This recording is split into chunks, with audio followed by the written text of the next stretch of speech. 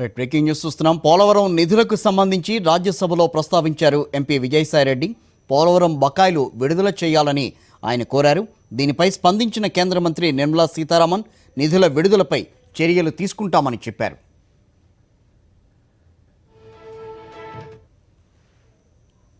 Sir, Polavaram project is a lifeline for Andhra Pradesh state, sir. It is a project that has been taken up by the central government, and the central government has to bear the entire expenditure of the project cost, sir. In fact, government of Andhra Pradesh has fixed a target of completion by December 2021, sir. Since it is a national project, all the funds have to be released by the central government, and to quicken the process, the government of Andhra Pradesh, without even waiting for the central government to release the money, it has started spending the amount. The outstanding amount as on today to be released to government of Andhra Pradesh is 3,805 crores, sir.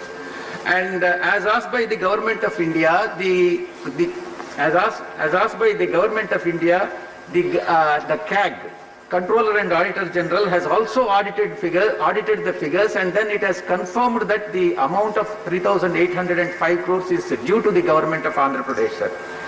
Honorable CM of Andhra Pradesh, Jagan Mohan Reddy Garu, has written a letter to the Honorable Prime Minister explaining the details of the problems that are being faced by the state, particularly economic crisis after bifurcation, particularly in the pandemic of COVID.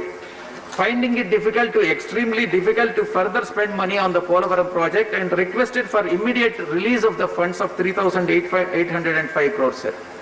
Honorable CM of AP has also given the plans as to how the funds could be released for hassle-free release to avoid the possible delays, sir. In the light of the above, I request the Honorable Minister, Jal Shakti Minister, to immediately take measures to release the funds for the Polavaram project so that it could be completed by the target date of December 2021, sir.